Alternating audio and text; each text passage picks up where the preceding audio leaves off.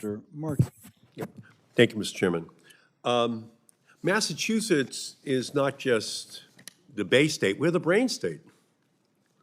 Across the board, we have the highest scores in math and verbal, 4th grade, 8th grade, 10th grade in the country.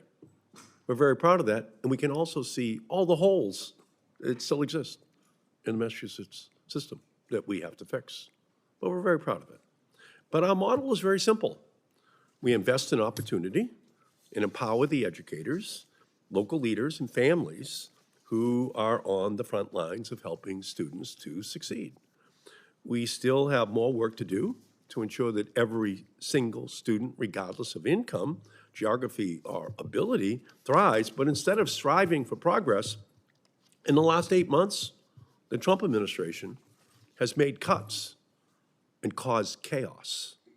Trump clawed back $106 million from Massachusetts in funds that were already distributed to the Massachusetts schools to help students recover from pandemic learning losses. Trump has slashed $900 million in education research money. A rural school district in Massachusetts was using that funding to implement world-class literacy interventions. Trump has cut $600 million in teacher training programs. In Boston and Springfield, that funding was going towards training and recruitment for teachers and paraprofessionals. Trump cut $1 billion in funding for mental health care in schools, including a program in Massachusetts training 50 school psychologists to work in high-need districts. So for months, Trump administration illegally withheld $7 billion in funding, including $108 million for Massachusetts that supports English learners, after-school programs, and more, throwing school and town budgets across Massachusetts and the country into chaos.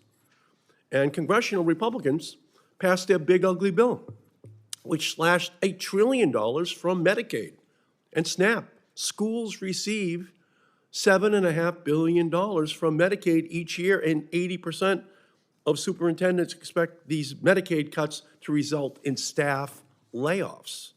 And up to 16 million children could lose access to free school meals. So the Republican and Trump education agenda is clear. They want to gut our public schools, rip away funding, and leave local communities picking up the pieces and figuring out literally how they're supposed to keep the lights on. It's shameful. It's a disgrace. We have a plan in America, and Trump and his Department of Education are destroying that plan. And it shows up at the local level that you are here testifying. But without looking at the comprehensive impact which Trump and his administration are having, we can't see it. So Dr. Murray, can you speak to the decisions that districts are forced to make when they lose huge amounts of money that they had expected from the federal government?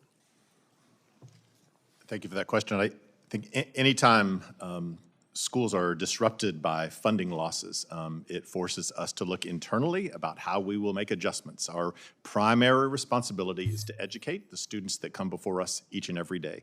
And our teachers and principals are doing that even today. In the midst of crisis, in the midst of any situation that may happen, we continue to do that. And so certainly any change as we are moving down this education pathway can create a negative disruption, and so we're forced to deal with those things. So it can be difficult at times.